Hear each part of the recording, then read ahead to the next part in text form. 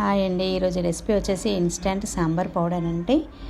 చాలా బాగుంటుంది. మీకు సాంబార్ కూడా ఎలా చేయాలో కూడా నేను చూపిస్తాను.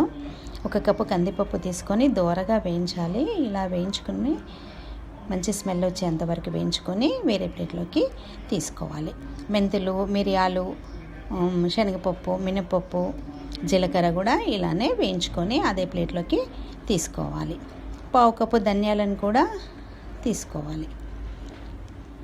చూడండి, ఇలా తీసుకొని వేయించి పక్కన పెట్టుకోవాలి.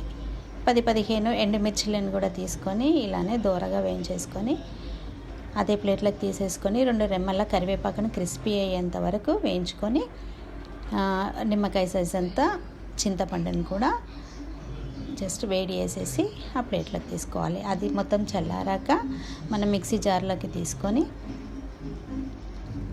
అందులో 2 స్పూన్ల సాల్ట్, కారము, పసుపు, ఇంగువ కూడా వేసేసుకొని మంచి ఫైన్గా మిక్సీ చేసేసుకోవాలి. చూడండి, ఇలా చేసేసుకొని ప్లేట్లో తీసుకొని అది చల్లారినాక మనము స్టోర్ చేసుకోవచ్చు. మనం ఇప్పుడు సాంబార్ని ఎలా ప్రిపేర్ చేసుకోవాలో చూపిస్తాను. ఒక 2 స్పూన్స్ పౌడర్ తీసుకున్నాను. వేడి నీళ్ళని, 1 కప్పు వేడి నీళ్ళని పోసేసి ఉండలు లేకుండా మంచిగా కలిపేసుకున్నాను. చూడండి, ఈ విధంగా కలుపుకోవాలి. ప్యాన్లోకి 3 స్పూన్స్ ఆయిల్ వేసేసుకొని జీలకర్ర, వెల్లుల్లి,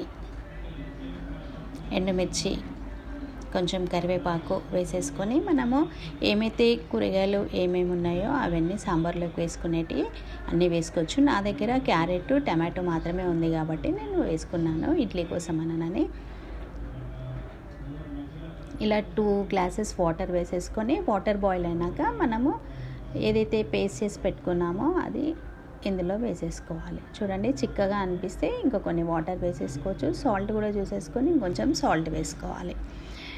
ఇలా వేసేసుకుని, నాకైతే చప్పగా ఉందని వేసుకొని కొంచెం బెల్లం వేసేసి మంచి ఒక 5 మినిట్స్ మరిగించుకొని స్టవ్ ఆఫ్ చేసేసుకోవాలి.